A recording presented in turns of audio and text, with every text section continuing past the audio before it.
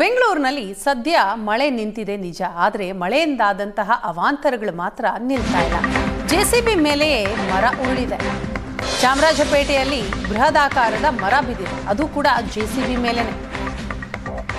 ಮರ ಉರುಳಿದಂತಹ ದೃಶ್ಯ ಸಿಸಿಟಿವಿಯಲ್ಲಿ ಸೆರೆಯಾಗಿದೆ. ಕೇಬಲ್ ಅಳವಡಿಕೆಗೆ ಮರದ ಪಕ್ಕವೇ ಗುಂಡಿ ತೆಗೆದಿದ್ದಾರೆ. ಗುಂಡಿ ತೆಗೆದಿರೋದ್ರಿಂದ ಬೇರುಗಳಿಗೆ ಡ್ಯಾಮೇಜ್ ಆಗಿದೆ. ಹಾಗಾಗಿ ಬೇರ್ ಸಮೇತ ಮರ ಧರಾಶಾಹಿಯಾಗಿದೆ. ಅದು ಕೂಡ ಜೆಸಿಬಿ ಮೇಲೇನೆ ಮರ ಬಿದ್ದಿದೆ. ಹೇಗಿದೆ ಅನ್ನೋದರ ದೃಶ್ಯವನ್ನ ನೀವು ನೋಡ್ತಾ ಇದ್ದೀರಿ.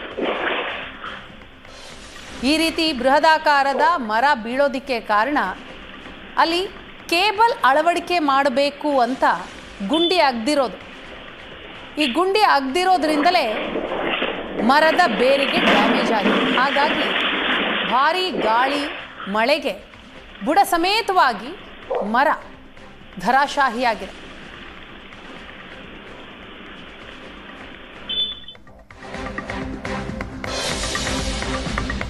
ಇನ್ನು ಆರ್ಕಿಡ್ ಸ್ಕೂಲ್ಗೂ ಕೂಡ ಮಳೆ ನೀರು ನುಗ್ಗಿದೆ. ಆರ್ಕಿಡ್ ಸ್ಕೂಲ್ ಆವರಣ ಸಂಪೂರ್ಣ ಕೆರೆಯಂತಾಗಿದೆ. ಕೆಂಗೇರಿಯ ಬೈರಹಳ್ಳಿಯಲ್ಲಿರುವಂತಹ ಆರ್ಕಿಡ್ ಸ್ಕೂಲ್ ಇದು. ಸ್ಕೂಲ್ನ ಆವರಣದ ಒಳಗೆ ನೀರು. ನೆನ್ನೆ ಸುರಿದಂತಹ ಮಳೆಯಿಂದಾದಂತಹ ಅವಾಂತರ ಇದು. ಸ್ಕೂಲ್ನ ಒಳಭಾಗಕ್ಕೆ ನೀರು ನುಗ್ಗಿದೆ. ದೃಶ್ಯದಲ್ಲಿ ನೋಡ್ತಾ ಇದ್ದೀವಿ. ಕೆಂಗೇರಿಯಲ್ಲಿರುವಂತಹ ಆರ್ಕಿಡ್ ಶಾಲೆಯ ಆವರಣದ ತುಂಬ ನೀರು.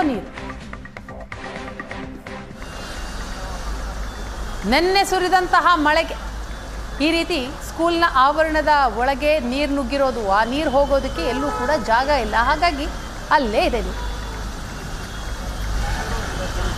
ನೀರು ಹೋಗೋದಕ್ಕೆ ಯಾವುದೇ ವ್ಯವಸ್ಥೆ ಇಲ್ಲ ಅಂತ ಅನ್ಸುತ್ತೆ. ಹಾಗಾಗಿ ಆವರಣದ ಒಳಗಡೆ ಸಂಪೂರ್ಣವಾಗಿ ನೀರು ನಿಂತಿದೆ.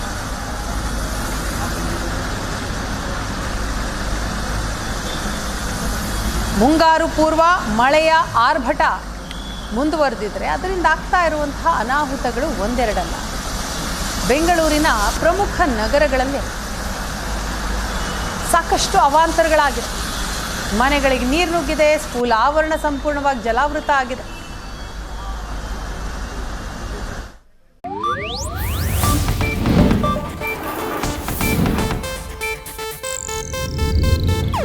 ಇದು ಏಷ್ಯಾನೆಟ್ ನ್ಯೂಸ್ ನೆಟ್ವರ್ಕ್ ಪ್ರಸ್ತುತಿ.